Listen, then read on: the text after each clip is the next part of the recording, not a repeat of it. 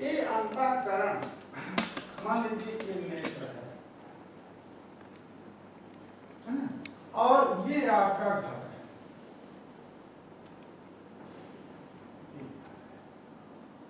इस घट से अवच्छिन्न चैतन्य, घट हो गया, इस घट से अवच्छिन्न चैतन्य जो है ये विषय चैतन्य,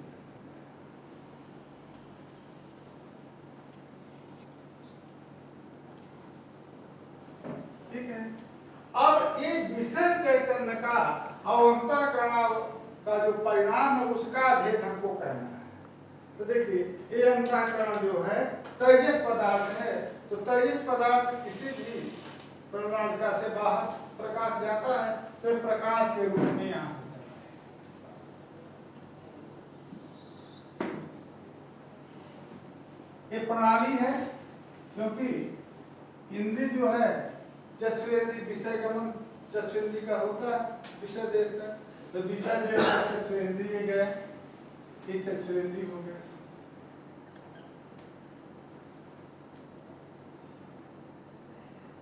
और इसके अंतर जो है अंतःकरण से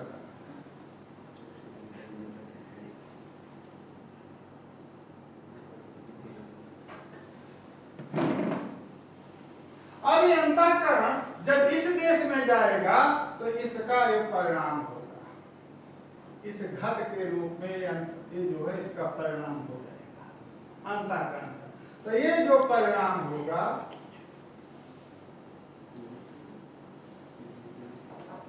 इसी को वृत्ति कहेंगे। गुरुजी ये वृत्ति की साइज विषय से बढ़ जाती है या वही रहती है? बता तो ना आगे सब उसी में ये विषय है ना, तो विषय को व्यापित करेगी ना ये वृत्ति, उसके आकार में परिणत होगी तो बाहर से इसको व्यापित करेगी, ठीक है ना। अब आगे पढ़िए उसमें क्या लिखा है, उसी को यहाँ पर हमको बताना है। दृष्टांत में जो दिया चैतन्यम एकमेव विभाजकयोः अपि अंतःकरण वृत्ति घटादि विषयोः एकदेशस्तवेन। ठीक है, वो चलिए सुनिए। अब अंतःकरण वो जो चैतन्य है वो चैतन्य की विभाजक दो उपाधियां हैं, एक ये अंतःकरण का जो परिणाम रूप वृत्ति है और एक विषय है।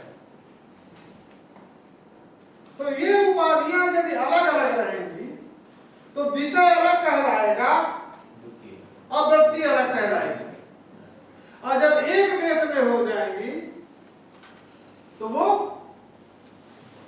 जो चैतन्य है वो चैतन्य की विभाजक कोई दोनों वृत्तियां नहीं रहेंगी। विभाजक वृत्तियां यदि भिन्न देश में रहती हैं तब वो विभक्त होता है।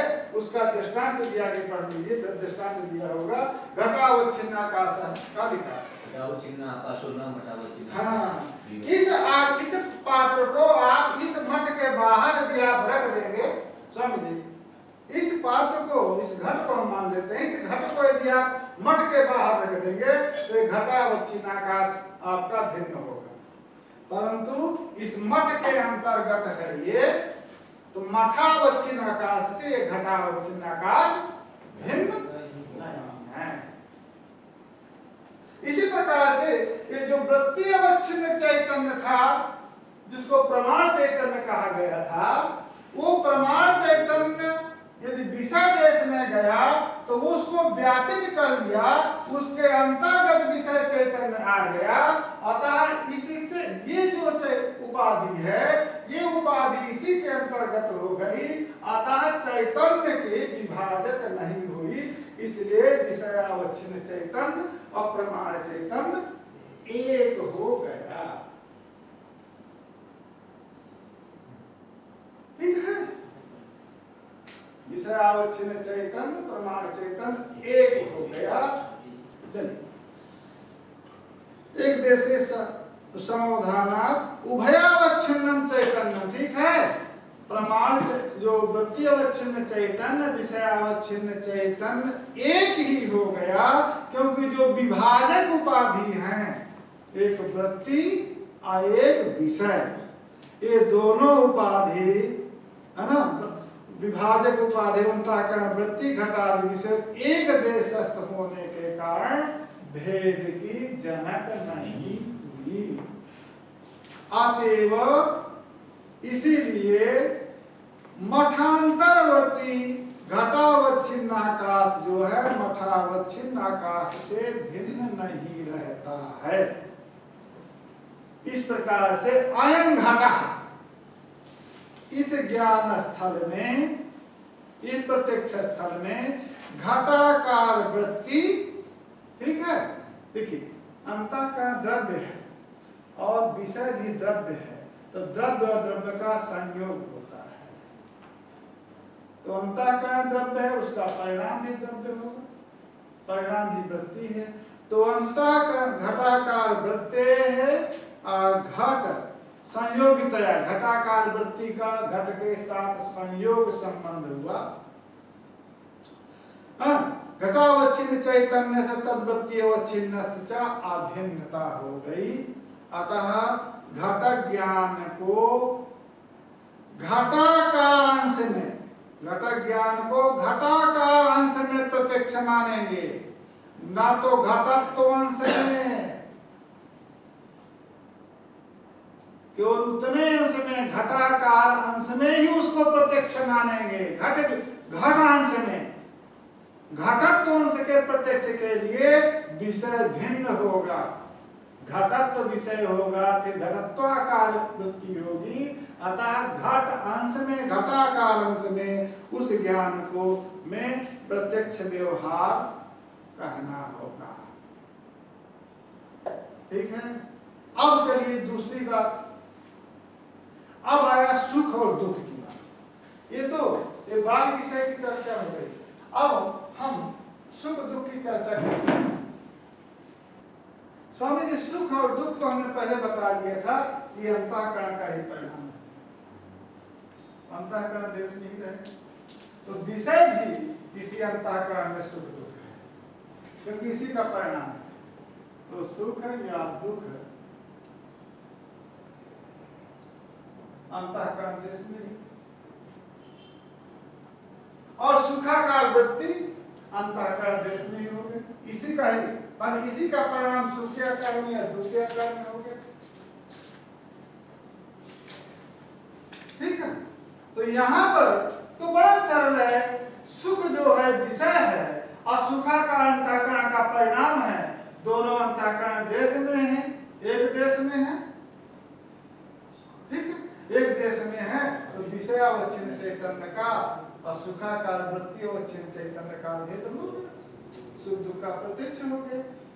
क्या हो सकता है इंद्रिय को मानने के लिए? प्रत्यक्ष में इंद्रिय को प्रयोजक मानने के लिए क्या हो सकता है? हाँ, क्या लिखा बोलिए। हाँ, सुखाद्य अवच्छिन्न चैतन्य से वृत्ति अवच्छिन्न चैतन्य से नियमेन एक देश अस्तित्व, नियमता एक देश ही है दोनों, तो वहां पर दोनों का भेद हो ही जाएगा विषय अवच्छिन्न से, है ना। देश उपस्थित उपाधि द्वयावच्छिन्नत्वात् नियमेन अहम सुखी दुखी ज्ञान से प्रत्यक्ष हो गया स्वामी। अब दूसरा प्रश्न,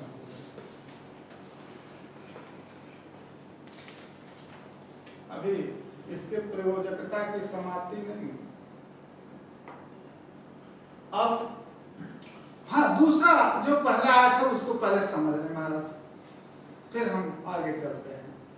क्योंकि उन्होंने कहा था ना कि अनुमिति स्थल में बन्ही विषय ज्ञान में प्रत्यक्षत्व व्यवहार नहीं होगा। क्यों नहीं होगा? क्योंकि हम ये अंतःकरण हुआ,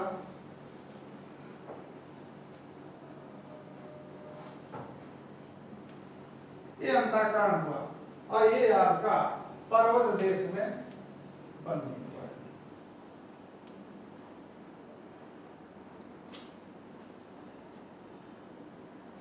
ये पर्वत देश है और ये इसमें बन्ही है। अच्छा देखिए, इंद्रिय का सन्निकर्ष पर्वत के साथ है, ठीक है। तो पर्वत के साथ भी इंद्रिय का सन्निकर्ष है, तो हमारी इंद्रिय प्रणाली आदि के माध्यम से अंतःकरण पर्वत देश में जाएगा और पर्वताकार में वृत्ति होगी। एक पर्वताकार वृत्ति होगी, पर्वत का प्रत्यक्ष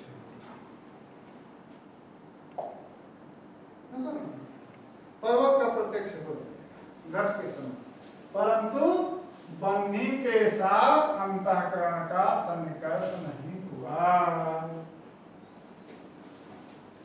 तो बन्ही रूप जो वृत्ति विषय है, वो बन्ही रूप वृत्ति वो जो विषय है और जो अंतःकरण रूप परिणाम है, इनका ऐक्य नहीं होगा। माने व्याप्ति ज्ञान आदि के द्वारा अयम पर्वतः बन्हीमान ये ज्ञान होगा, तो पर्वत विषय तो परिणाम हुआ, परंतु बन्ही विषय जो परिणाम है अंतःकरण का, अंतःकरण देश में ही, अंतःकरण देश में ही बन्ह्याकार परिणाम, बन्ह्याकार परिणाम होगा। ये वृत्ति बन्ही विषय की वृत्ति जो है अंतःकरण देश में ही आगे चल करके बात आ रही है, इसलिए यहाँ को पूर्व पक्ष में उपस्थापित इसको भी कर देना चाहिए। तो देखिए महाराज, एक वृत्ति ये है पर्वताकार वृत्ति, इसमें भी चैतन्य का प्रतिबिंब होगा, और एक वृत्ति जो है बन्ह्याकार वृत्ति है, इसमें भी चैतन्य का प्रतिबिंब होगा। तो इसलिए ये जो वृत्ति है ये विषय देश में वृत्ति नहीं है, इसलिए बन्ही विषय ज्ञान का प्रयोजक नहीं हो पाया, प्रत्यक्ष का प्रयोजक, इसलिए बन्ही विषय ज्ञान परोक्ष होगा और पर्वत विषय ज्ञान प्रत्यक्ष। ये वैशिष्ट है। उसको पहले कहा था ना, बन्ही देश में ऐसा स्थिति नहीं है, क्योंकि बन्ही देश में अंतःकरण का परिणाम नहीं होता है। अब प्रश्न है, प्रश्न पढ़िए। ननु एवं स्ववृत्ति सुखादि स्मरणस्यापि सुखादि अंशे प्रत्यक्षत्वापत्ति इति चेत् न तत्र स्मर्यमाण सुखस्य आदितत्वेन स्मृति रूपान्तःकरणावृत्ते वर्तमानत्वेन तत्र उपाद्यो भिन्नकालीनतया तत्तदवच्छिन्न चैतन्योः भेदात्। ऐसा है कि अभी आपने इस प्रत्यक्ष का प्रयोजक आपने क्या कहा, समझा कि यदि दोनों उपाधियां एक देश में हों तो उपधेय जो चैतन्य है उसके भेद की प्रयोजक नहीं रह जाती, तो ज्ञान का प्रत्यक्ष हो जाता है। ठीक है, आप अपने पूर्वकालीन सुख का स्मरण कर रहे हैं। पूर्वम अहम सुखी आसम, तो सुखाकार वृत्ति हुई कि नहीं, अंतःकरण का परिणाम, वो अंतःकरण देश में ही, और सुख भी संस्कारात्मा अंतःकरण देश में ही, दोनों तो एक देश में हुई। जिस प्रकार से सुख के प्रत्यक्ष में सुख अंतःकरण देश में है और वृत्ति भी अंतःकरण परिणाम भी उसी देश में हुई, तो सुख का प्रत्यक्ष हो जाता है विद्यमान सुख का। उसी प्रकार का जो अतीत सुख है, अतीतम यत् सुखम तद सुखम अपि अंतःकरण देशे स्थितम् अस्ति और तत्र इदानीं वृत्तिर्भवति अहम पूर्वं सुखी आसम। तो स्मरणमाण सुख भी अंतःकरण देश में ही है और वृत्ति भी अंतःकरण देश में ही है, तो इसमें भी अस्मृति में भी प्रत्यक्षत्व की प्रयोजकता है। ये स्मृति है, परंतु इस स्मृति में भी आपका ये जो लक्षण है एक देशस्थ रहना, तो सुख तो पूर्व में भी अंतःकरण देश में था, इस समय पर वृत्ति भी अंतःकरण देश में हो रही है, तो सुख की प्रत्यक्षता हो जाएगी, प्रत्यक्ष प्रयोजक हो जाएगा और प्रत्यक्ष नहीं है। तब क्या कहना होगा? उपाद्योः एकदेशस्त्वे सति एककालीनत्वस्य एव उपदेया भेद प्रयोजकत्वात्। कहा अब हम क्या करेंगे कि उपाधि को एक देशस्थ रहते हुए भी एक कालीनत्व भी रहना चाहिए। दो उपाधियां हैं, और एक वृत्ति रूप उपाधि है और एक विषय रूप उपाधि है।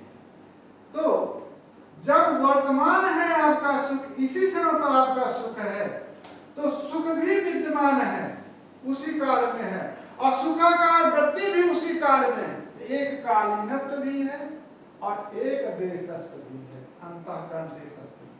तो उस सुख का तो प्रत्यक्ष हो गए, परंतु इस समय पर आपको पूर्वकालीन सुख विषय वृत्ति हो रही है, तो सुखाकार वृत्ति तो विद्यमान है, परंतु सुख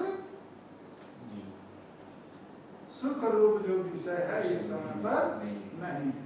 तो एक कालीनत्व भी निवेश करना होगा। इसलिए दोनों वृत्तियों को एक कालीन भी होना चाहिए और एक देशस्थ भी होना चाहिए, तब उपधेय की अभेद की प्रयोजक होती है और उसमें ज्ञान में प्रत्यक्षत्व का व्यवहार होता है।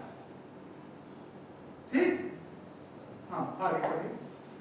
यदि चैक देशस्त्व मात्र उपदेय अवेद प्रयोजकम तदा अहम पूर्वं सुखी इत्यादि श्रुतौ अतिव्याप्ति वारणाय वर्तमानत्वं विषय विशेषणं देयम्।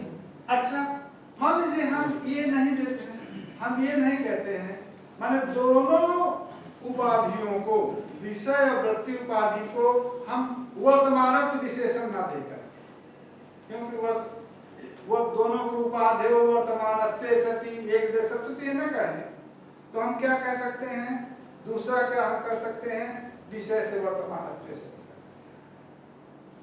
विषय से वर्तमानत्वे सति, ठीक है, और वृत्ति एक देशस्थत्व। तो जो वर्तमान जो सुख है, वर्तमान सुख का तो प्रत्यक्ष हो जाएगा, क्योंकि विषय वर्तमान है और सुख और जो सुखाकार वृत्ति है एक देश है। ठीक, और जो पूर्वकालीन सुख है उसका प्रत्यक्ष नहीं होगा। क्यों?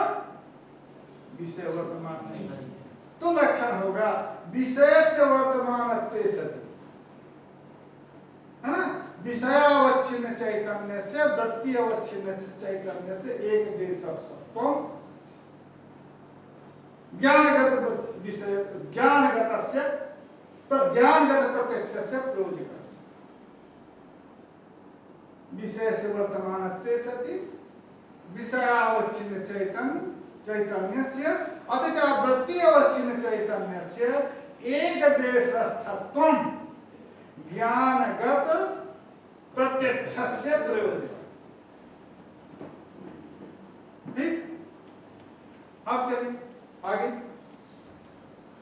उसका नाम यह दृष्ट है, न तो स्वकीय धर्माधर्म का प्रत्यक्ष होता है, न परकीय धर्माधर्म का प्रत्यक्ष होता है। तो वो अनुमान से ज्ञान होता है या शब्दादि के द्वारा। तो सुख दुख रूप हेतु के द्वारा धर्माधर्म का अनुमान होता है। अयं धार्मिकः सुखित्वा, तो किसी के सुख को देख करके और उसके धर्म का अनुमान करते हैं, और किसी के दुख को देख करके उसके अधर्म का अनुमान करते हैं। स्वामी जी, यही एक वैशिष्ट है इस भारतवर्ष का कि प्रत्येक व्यक्ति इतने अंश में दार्शनिक होता है। एक मूढ़ गंवार व्यक्ति भी अपने दुख को देख करके कहता है कि मैंने कोई अपराध किया होगा, जिस अपराध के कारण जिस अपराध का मैं दुख हो रहा। तो अधर्म दुख का हेतु है एक पामर भी जानता है और जो सुख प्राप्त होता है तो कहता है कोई न कोई पूर्व जन्म का मेरा सुकृत हुआ होगा कि जो आप जैसे संत, यही शब्द कहता है, आप जैसे संतों का दर्शन हुआ और मुझको आनंद प्राप्त हुआ, ये मेरा कोई सुकृत है। ते सुकृत या दुष्कृत सुख और दुख के द्वारा अनमेय होते हैं। अब वो भी अंतःकरण के परिणाम है, सुख दुख। ओ क्या कहते हैं, धर्माधर्म। अब किसी ने शब्द से कह दिया कि तुम धार्मिकोसी, तो व्यक्ति क्या होगी, अहम धार्मिका अस्मि। तो धर्म तो आपके अंतःकरण देश में ही है, और आपकी वृत्ति भी अंतःकरणात्मिका हो गई। आपके अंतःकरण की जो वृत्ति है वो भी धर्माकार हो गई। तो धर्माकार वृत्ति और जो धर्म दोनों अंतःकरण देश में सुख दुख आदि के समान विद्यमान है। तो इस प्रकार से धर्मगत ज्ञान या धर्मत ज्ञान में प्रत्यक्ष प्रयोजकता चली गई।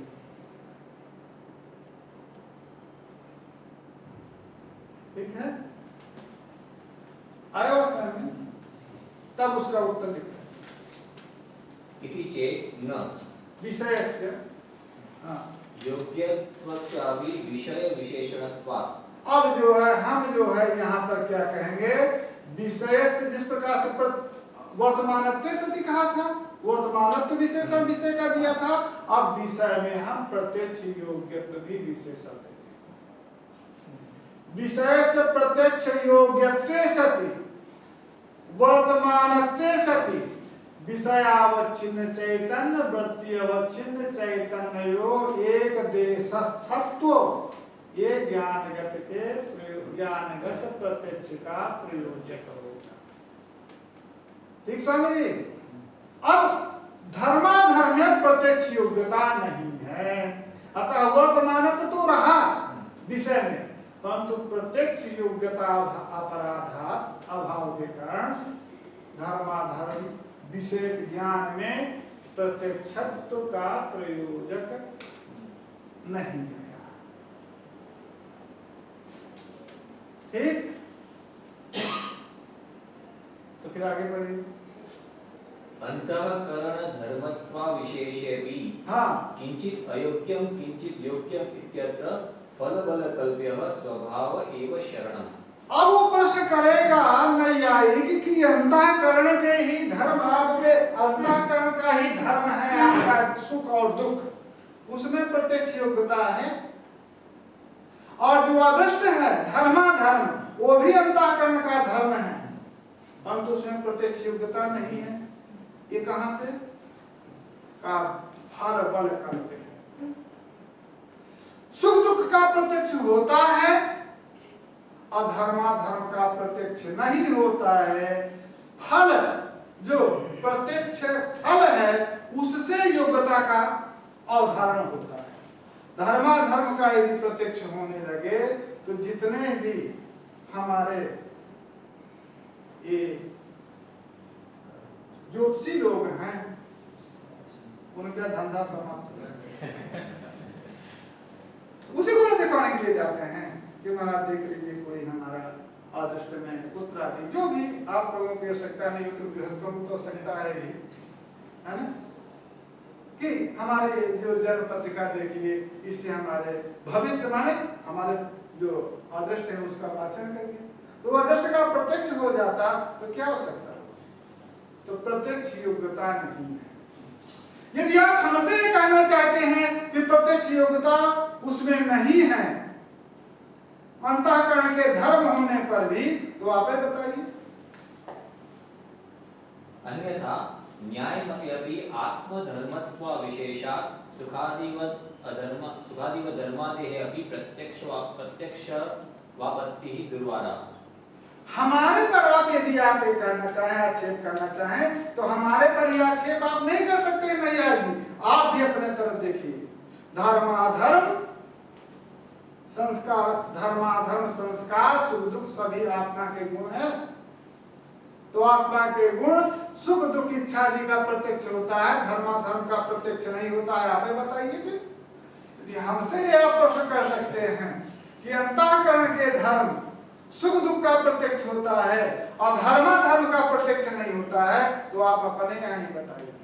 आपके यहाँ ही आत्मा के गुण ही धर्माधर्म है, आत्मा के गुण ही ज्ञान इच्छा आदि हैं, उनका प्रत्यक्ष होता है और धर्माधर्म का प्रत्यक्ष नहीं होता है। आप क्या कहेंगे?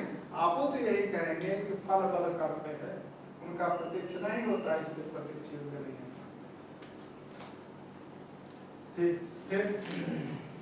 न चैवमपि सुखस्य वर्तमानदशायां त्वं सुखी इत्यादि वाक्यजन्य ज्ञानस्य प्रत्यक्षता स्यात् इति वाक्यम् इष्टत्वात्।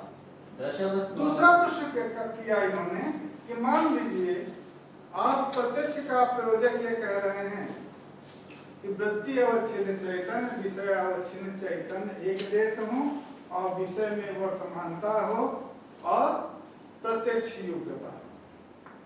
तो मान लीजिए कि किसी व्यक्ति को सुख विद्यमान है और शब्द से कह रहा है कि तुम सुखी हो,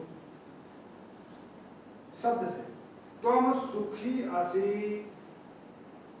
भगवान सुखी अस्ति, ये व्यवहार किया उसने। तब वृत्ति क्या होगी? अहम सुखी अस्मि, सुखाकार वृत्ति। ये सुखाकार वृत्ति शब्द से जाना है। शब्द आपने जो कहा कि आप सुखी हैं, उस सुख से सुखाकार वृत्ति और प्रत्यक्ष का प्रयोजक तो चला गया आपका, क्योंकि सुख विद्यमान भी है, अंतःकरण देश में है, सुखाकार वृत्ति भी अंतःकरण देश में हुई और सुख में प्रत्यक्ष योग्यता भी। तो यहाँ तो शब्द से जायमाने ज्ञान है और इसमें प्रत्यक्ष की कांता पहुंच गई। इस ज्ञान में प्रत्यक्ष व्यवहार होगा का इष्ट है, प्रत्यक्ष व्यवहार होता है। जिस प्रकार से दशमस्तमसि ये शब्द है, तुम दशमें हो, उस दशमस्तमसि तुम दशमें हो, इस शब्द से अहम दशमा अस्मि ये प्रत्यक्ष होता है। कोई 10 व्यक्ति थे, कहीं जा रहे थे, पामर थे, मूढ़ थे, उनको भ्रम हो गया कि हमारा एक व्यक्ति खो गया। हम गिन रहे, तो गिन रहा था तो प्रथमः द्वितीयः तृतीयः चतुर्थः पंचमः षष्ठः सप्तमः अष्टमः नवमः, अपने को तो गिन नहीं रहा था, तो दसमः को गतः। परेशान थे सब लोग, अपने को छोड़ करके अन्य की गणना करते थे तो 9 तक आता था। दूसरा व्यक्ति देखा कि परेशान क्या बात है, कहा कि हमारा एक व्यक्ति खो गया। कहा कितने लोग थे आप? कहा 10 लोग थे। तो एक नजर में देख लिया कि 10 है। कहा गिनिए, वही गिन रहा है, अयम प्रथमः, अयम द्वितीयः, अयम तृतीयः, अयम चतुर्थः, अयम पंचमः, अयम षष्ठः, अयम सप्तमः, अयम अष्टमः, अयम नवमः। कहा दशमस्तमसि। तो ये दशमस्त तुम दशमें हो, तो ये दशमस्तमसि ये जो वाक्य है, ये वाक्य से जायमान जो ज्ञान है, ये ज्ञान प्रत्यक्षात्मक ही अभिमत है, क्योंकि तत्त्वमसि ये जो वाक्य है, इससे जो ज्ञान होता है, स्वयं देवदत्ता, इससे जो ज्ञान होता है, ये प्रत्यक्षात्मक होता है।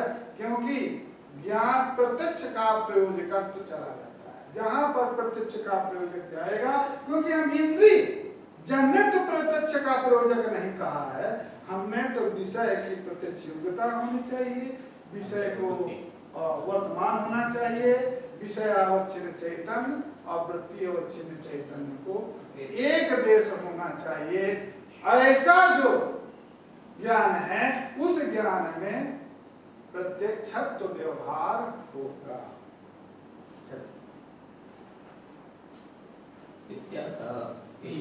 दशमस्तमसि इत्यादौ सन्निकृष्ट विषये शब्दादपि अपरोक्ष ज्ञानाभ्युपगमान्। हाँ, ठीक है।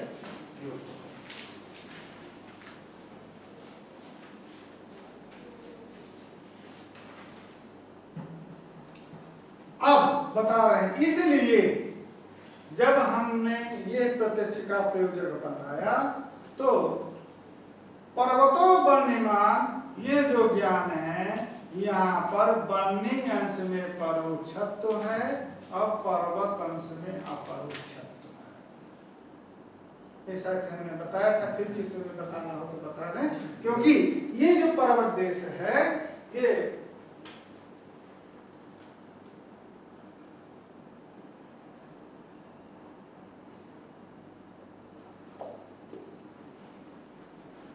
इस पर्वत देश में ही बनी है।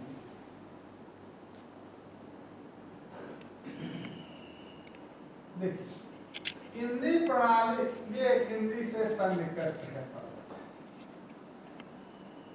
इंद्री से सन्निकृष्ट है तो ये अंतःकरण इसके माध्यम से जाकर के और पर्वत के आकार में इसका परिणाम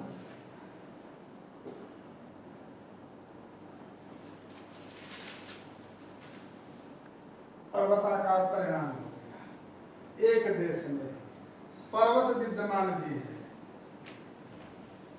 ठीक है, पर्वत विद्यमान भी है, प्रत्यक्ष योग्य भी है। अंतःकरण की परिणामात्मिक वृत्ति उसी देश में भी, पर्वत देश में ही, अतः वृत्ति अवच्छिन्न चैतन्य विषय अवच्छिन्न एक हो गए। अतः पर्वतो बंधिमान, इसमें पर्वत विषय जो ज्ञान है पर्वत अंश में, उस ज्ञान में प्रत्यक्ष बंधी प्रत्यक्ष योग्य तो है, वर्तमान तो है, परंतु इंद्रिय सन्निकृष्ट नहीं। तो इंद्रिय सन्निकृष्ट न होने के कारण बन्ही देश में बन्ध्याकार वृत्ति नहीं हो, अपितु जो व्याप्ति ज्ञान आदि है उस व्याप्ति ज्ञान आदि के द्वारा बन्ही व्याप्य पर्वता ये जो ज्ञान हो जाएगा तो बन्ही से व्याप्य धूमवान पर्वता ये जो परमस ज्ञान होगा तो बन्हीमान ये ज्ञान होगा। तो वो बन्ह्याकार वृत्ति अंतःकरण देश में,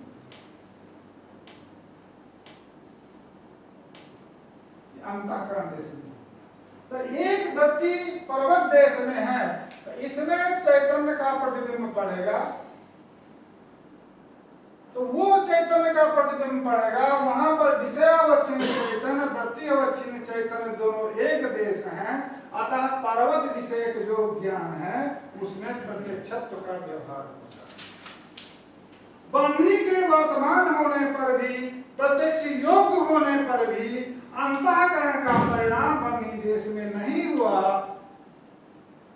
क्योंकि बन्ही इंद्रिय सन्निकृष्ट नहीं थी। अतः बन्ह्याकार परिणाम जो है अंतःकरण देश में हुआ, तो यहाँ पर चैतन्य का प्रतिबिंब पड़ेगा। तो एक ज्ञान ये और एक ज्ञान ये, इसलिए पर्वतो बन्हीमान में दो ज्ञान है। पर्वत विषय ज्ञान में, पर्वत विषय ज्ञान में प्रत्यक्षत्व है, क्योंकि उसमें प्रत्यक्षत्व का प्रयोजकत्व तो आ गया है, और बन्ही विषय ज्ञान में प्रत्यक्षत्व का प्रयोजक नहीं है। अतः बन्ही विषय ज्ञान अनुमान। अतः ये नैयायिक लोग न मालूम कैसे एक ही ज्ञान मान लेते हैं। उनके यहाँ बन्ही प्रकार पर्वत विशेष से ज्ञान होता है, पर्वतो बन्हीमान, और हमारे यहाँ ज्ञान होगा पर्वतम पश्यामि बन्हीम मन्युनोमि। बन्ही विषय ज्ञान अनुमान, क्योंकि बन्ही विषय ज्ञान इसलिए अनुमान है कि वहां प्रत्यक्ष का प्रयोजकत्व नहीं हो जा रहा है, और पर्वत विषय ज्ञान इसलिए प्रत्यक्ष है कि उसमें प्रत्यक्ष का प्रयोजकत्व जा रहा है, इसलिए हाँ बोलो। अतएव पर्वतो वन्यमान इत्यादि ज्ञानमपि वन्यांशे परोक्ष, हाँ, पर्वतांशे परोक्ष, अपरोक्ष, अपरोक्ष। पर्वताद्यवच्छिन्न चैतन्यस्य बहिर्निहितान्तकरण वृत्त्यवच्छिन्न चैतन्याभेदात् अभेदात् वन्यांशे, हाँ बोलिए, वन्यांशे अंतःकरण वृत्ति निर्गमना संभवेन वन्यवच्छिन्न चैतन्यस्य प्रमाण चैतन्यस्य च परस्परं भेदात्, परस्परं भेद, ठीक है ना, अभेद नहीं हो। तथा च अनुभवः पर्वतं पश्यामि वह्निं अनुमिनोमि इति। कोई आशंका इस विषय में? चल आगे पढ़िए। न्यायमते तु पर्वतं अनुमिनोमि इति अनुव्यवसायापत्तिः। हाँ, वह्निमन्तं पर्वतम अनुमिनोमि, यह अनुव्यवसायापत्ति उनके यहाँ होगी। इसलिए ये सन्निकष्ट विषय अनुमिति है, माने सन्निकष्ट पक्षक अनुमिति में ज्ञानद्वय होते हैं, ठीक है ना। सन्निकष्ट पक्षक अनुमिति में ज्ञानद्वय होंगे। पक्ष विषय ज्ञान जो है प्रत्यक्ष होगा और बंध्यादि विषय जो ज्ञान होगा वो अनुमान होगा, अनुमिति होगी। असन्निकष्ट पक्षक भी अनुमिति होती है। प्रकोष्ठ के अंदर आप अवस्थित रहते हुए घन गर्जनादि के द्वारा मेघ नभा मेघवत घन गर्जना, तो घन गर्जन हेतु के द्वारा में जो नभ है उस नभ में मेघवत्ता की प्रतीति होती है, अनुमिति होती है। यहाँ नभ भी सन्निकृष्ट नहीं है और मेघ भी सन्निकृष्ट नहीं है। इस अंश में उभय अंश में अनुमिति होगी, क्योंकि नभाकार वृत्ति भी नहीं आपकी हो पाई, क्योंकि नभ प्रत्यक्ष है नहीं, सन्निकृष्ट नहीं है, और मेघाकार वृत्ति नहीं हुई, तो इस स्थल में उभय अंश में जो है अनुमिति। तो ये समझे रहना चाहिए कि जो प्रत्यक्ष माने पक्ष जहां पर प्रत्यक्ष है, पक्ष का जहां पर प्रत्यक्ष इंद्रिय सन्निकष्ट पक्षक में अनुमिति पक्ष विषय नहीं होती है, पक्ष विषय प्रत्यक्ष होता है, और बंध्यादि विषय असन्निकष्ट विषय जो है अनुमिति होती है। और जहां पर पक्ष का भी प्रत्यक्ष नहीं है, असन्निकष्ट है, इंद्रिय सन्निकष्ट नहीं है, वहां पर उभय अंश में अनुमिति ही होती है। अब चलिए, असन्निकृष्ट पक्षकानुमितौ तु सहर्षांशेपि ज्ञानं परोक्षम। हो गया ना, मैंने बता दिया कि जहां असन्निकृष्ट पक्षक है अनुमिति है, वहां पर सर्वांश में जो है अनुमिति ही होगी, प्रत्यक्ष नहीं। चलिए, सूर्यी चंदन इत्यादि ज्ञानमपि चंदन खंडांशे अपरोक्षम, सौरभांशे तु परोक्षम। सौरभ्यस्य चक्षु इंद्रिया योग्यतया योग्यत्व घटितस्य निरुक्त लक्षणस्य अभावः। न्याय मत में 6 प्रकार के सन्निकर्ष लौकिक सन्निकर्ष माना है, 3 प्रकार के अलौकिक सन्निकर्ष, संयोग, संयुक्त समवाय, संयुक्त संवेद समवाय और समवाय, संवेद समवाय, अविशेषण विशेष। ये 6 सन्निकर्ष लौकिक सन्निकर्ष हैं। और एक ज्ञान लक्षण प्रत्याशक्ति यानी ज्ञान लक्षण सन्निकर्ष, और एक समान लक्षण प्रत्याश सन्निकर्ष, और एक योगज। ये 3 जो हैं अलौकिक सन्निकर्ष। ज्ञानमेव लक्षणम यस्य सन्निकर्षस्य यस्या प्रत्याशक्ति सा ज्ञान लक्षण प्रत्याशक्ति।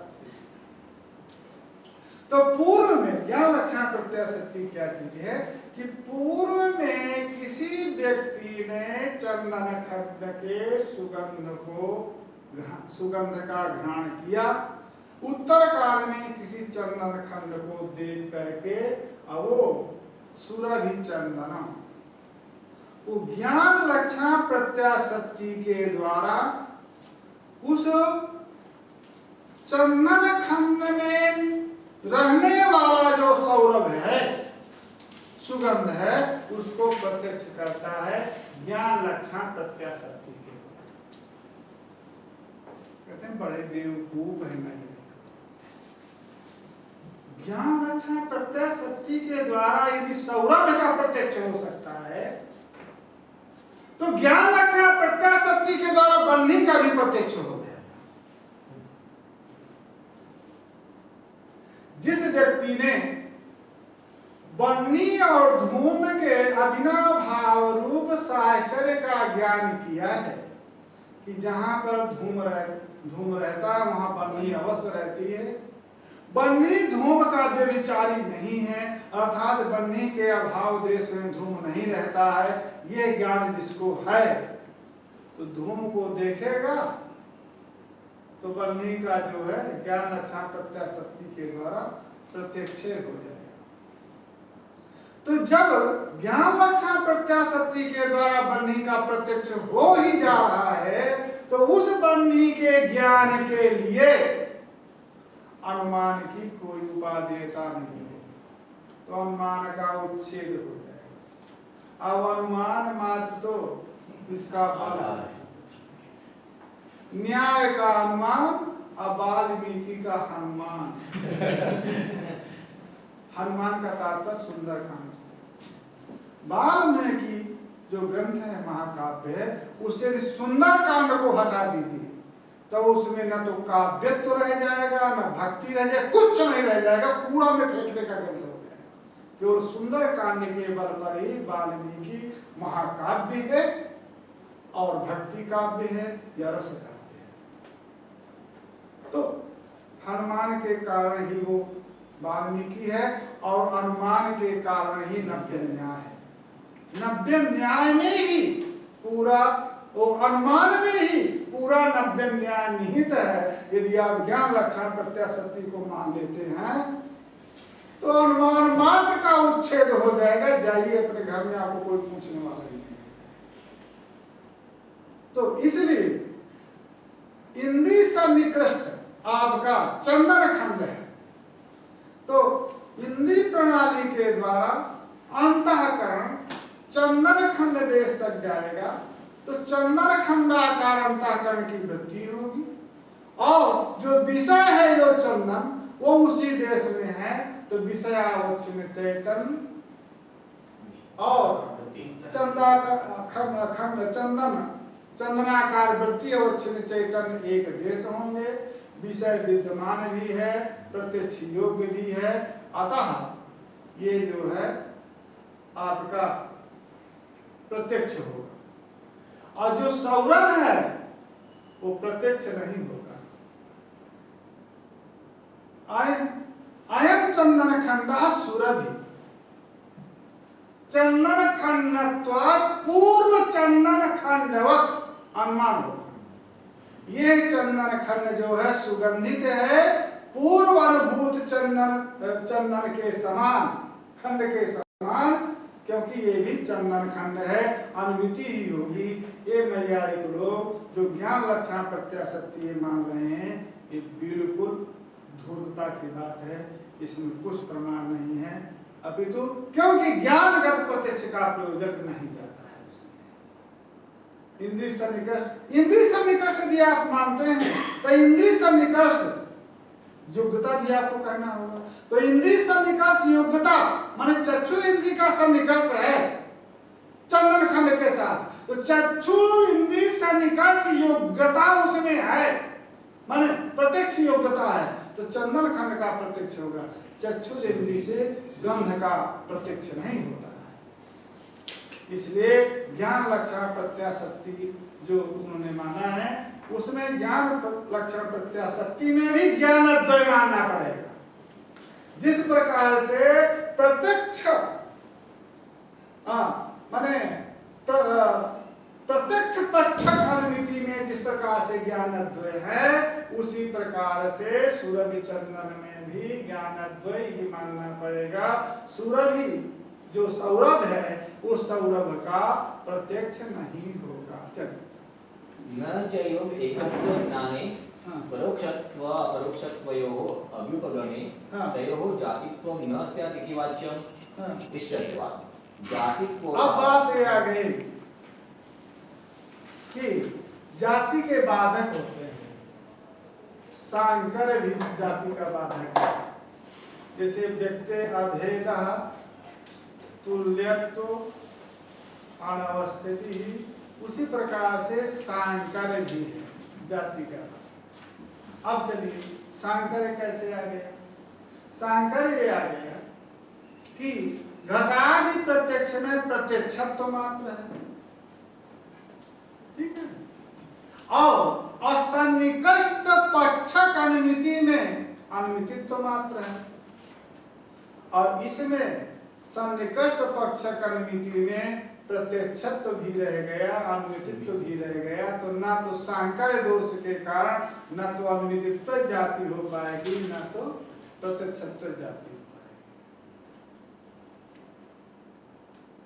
कहा जाति नहीं बन पाएगी, कहा मत हो जाति, हमको तो इष्ट है। क्यों?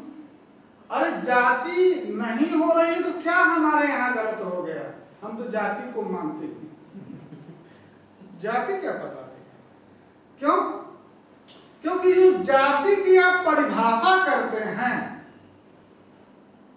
वो परिभाषा हमारे यहाँ अभिमत नहीं है।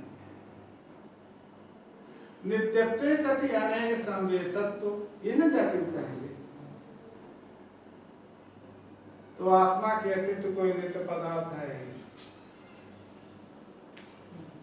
आत्मा ही नित्य है, आत्मा के अतिरिक्त नित्य कोई है ही नहीं।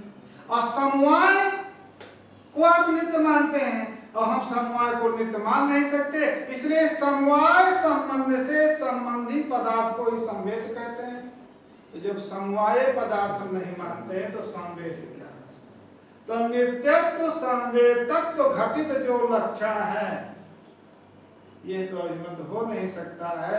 इसलिए यदि जाति नहीं हो रही है तो मत हो गए, हमको क्या करना है? जाति तुम अपने घर में रखो, हमारे यहाँ जाति का कोई स्वरूप नहीं बन सकता है, क्योंकि आत्मा के अतिरिक्त कोई नित्य पदार्थ नहीं है।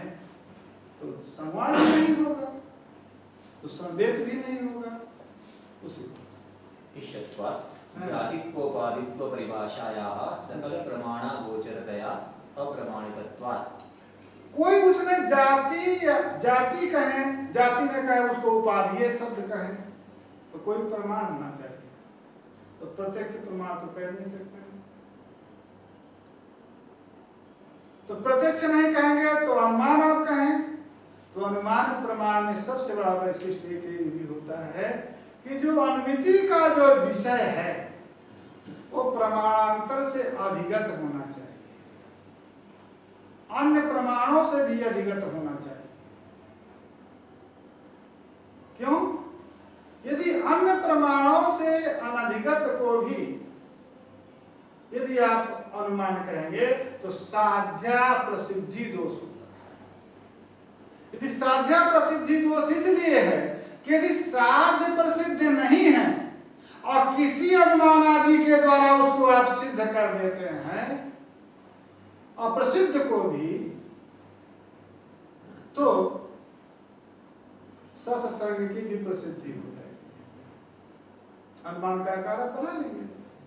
इयम वसुधा सस विषाणो लिखिता वसुधात्वात् यन्नयं तन्नयं यथाकाशम्। तो वसुधात्व रूप हेतु भी इसमें है। हम केवल अन्वयी का प्रयोग कर रहे हैं इसलिए हमको दृष्टांत नहीं देना है, केवल व्यतिरेकी का प्रयोग कर रहे हैं इसलिए हमको दृष्टांत नहीं देना है। यह नयम तन नहीं। जैसे पृथ्वी गंधवती, पृथ्वी इतरेभ्यः भिद्यते गंधवत्वात्, यह नयम तन नहीं। तो इतर इस प्रकार के हम केवल व्यतिरेकी अनुमान के द्वारा कुछ भी सिद्ध कर सकते हैं। अतः साध्य की प्रसिद्धि चाहे केवल व्यतिरेकी अनुमान हो या अन्वयी अनुमान हो या अन्वय व्यतिरेकी अनुमान हो, सर्वत्र साध्य की प्रसिद्धि अपेक्षित है। तो प्रत्यक्षादि प्रमाण तो कोई होगा नहीं जाति में। यदि अनुमान प्रमाण के द्वारा आप कहना चाहते हैं कि घटत्वं जाति है नित्यत्वे सत्य अनेक संवेतत्वात्, तो नित्यत्वे सत्य अनेक संवेतत्व तो एक प्रसिद्ध है। अथवा घटत्वं जाति है घट प्रतित्वे सति अन्य अवर्तित्वात्, ये कह सकते हैं।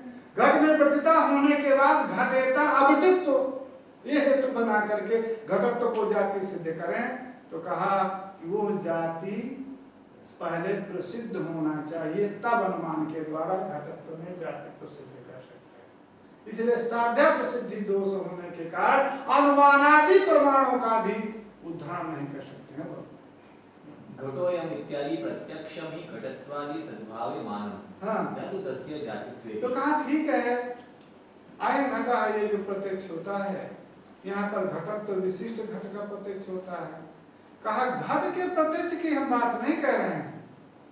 घटत्व घट अयं घटा ये जो ज्ञान है वो घटत्व में प्रमाण है। घटत्व जाति इसमें प्रमाण कहाँ से होता है? तो हम तो कह ही रहे हैं, हम ये नहीं कहते हैं कि अयं घटा में घटत्व प्रकार ज्ञान नहीं होगा, घटत्व का प्रकारतया भान होगा, परंतु घटत्व जाति है ये कहां से होगा? अयं घटा में घटत्व का प्रत्यक्ष होगा कि घटत्व जाति है इसका प्रत्यक्ष हो जाएगा। जातित्व रूप साध्या प्रसिद्धौ तत् साधकानुमानस्य अपि अनवकाशात्। जब जाति रूप साध्य की प्रसिद्धि नहीं है तो साध्या प्रसिद्धि होने के कारण अनुमान की भी प्रसारता नहीं है। अतः जो आप ये हमारे यहाँ दोष दे रहे थे कि ना प्रत्यक्षत्व और मितित्व ये जाति नहीं होगी, तो हमारे यहाँ इष्ट ही है, क्योंकि ना तो कोई जाति है न जाति का कोई लक्षण बन सकता है। फिर आगे समवाया सिद्ध्या ब्रह्म भिन्नम निखिल प्रपंचस्य नित्यतया च। अच्छा, एक अब देखिए, समवाय अप्रसिद्ध है। समवाय की अप्रसिद्धि इसलिए है कि नित्यत्व घटित संबंध को हम मानते नहीं हैं। समवाय प्रसिद्धि में, समवाय की प्रसिद्धि हमारे यहाँ से नहीं प्रारंभ होती है, अपितु प्रभाकर से ही प्रसिद्ध इसकी प्रवृत्ति प्रवृत्त हो जाती है। वो कहना ये चाहते हैं कि संयोग संबंध है, तो जो भी संबंध होगा वो संबंधित द्वय से भिन्न होगा, असंबंधित द्वय में वृत्ति होगा। ठीक है, तो संयोग को आपने संबंध मान लिया, क्योंकि संयोग उभय वृत्ति है। संयोग इसके साथ संयोग है, तो इसमें भी संयोग है, इसमें भी संयोग है, ये दोनों संबंधी हैं। अब वो संयोग यतः वो द्रव्य का गुण है, अव्यावृत्ति गुण है। अतः यदि किंचित अवच्छेदन संयोग अवच्छेदन संयोगाभाव दोनों पदार्थों में वो संयोग यतः गुण है, अतः समवाय संबंध से है रहे। अब समवाय को भी आप संबंध दिया मानते हैं, तो समवाय को भी किसी संबंध से वृत्ति होना चाहिए। तो समवाय को और अभाव को ये कहते हैं स्वरूप संबंध से अपने में वृत्ति रहता है। तो समवाय का स्वरूप संबंध से दोनों जगह समवाय वृत्ति है। तो यदि समवाय स्वरूप संबंध से वृत्ति है, तो स्वरूप को भी कहना होगा आपको किस संबंध से वृत्ति है। तो स्वरूप को क्या कहेंगे? स्वरूप संबंध को अनुयोगी प्रतियोगी वृत्ति, अनुयोग प्रतियोगी अन्यतर जो स्वरूप है वही स्वरूप संबंध है। ये क्या मतलब है? अनुयोगी और प्रतियोगी अन्यतर मन उभय में किसी का स्वरूप जो है तो स्वरूप संबंध है। ये कोई संबंध हुआ जो संबंधी से भिन्न है ही नहीं, इसलिए स्वरूप संबंध हुआ नहीं। इसलिए समवाय की चर्चा आप समाप्त कर दीजिए। समवाय कोई संबंध नहीं है। इसके स्थान पर ये लोग तादात्म्य को मानते हैं। समवाय के स्थान पर हम तादात्म्य को मानते हैं। वो तादात्म्य नित्य नहीं है। तदभेदेन तद भिन्नत्वे सति अभेदेन प्रतीयमानत्व, वो तादात्म्य संबंध हो सकता है। वो तादात्म्य संबंध भिन्न रहते हुए अभेदेन प्रतीयमानता रूप है। इसलिए उसको वृत्ति नहीं कहना होगा कि दोनों संबंधियों में वृत्ति है कि नहीं है। अतः समवाय न स्वीकार करने के कारण संवेदत्व सिद्ध नहीं होगा। आत्मा के अतिरिक्त नित्य कोई पदार्थ नहीं है, इसलिए नित्यत्व नहीं सिद्ध होगा। और नित्यत्व सत्य अनेक संवेदत्व रूप जो ये जाति है, जातिपन ही कहाँ है। अब पढ़ दे। समवाया सिद्ध्या ब्रह्म भिन्नं निखिल प्रपंचस्य नित्यतया च नित्यत्व समवेतत्व घटित जातित्वस्य घटत्वादो असिद्धेश्च एवमेव उपाधित्वमपि निरसनीयम्। इस प्रकार से जो उपाधि भी मानते हैं आप, जाति न मान करके जो उपाधि भी मानते हैं, तो उपाधि का भी लक्षण जो भी आप बनाएंगे नित्य या संवेदत्वादि घटित, वो उपाधि भी संभव नहीं है। अतः यदि अनित्व या प्रत्यक्षत्व में जाति नहीं सिद्ध हो रही है, तो हमारे सिद्धांत की कोई भी क्षति नहीं है।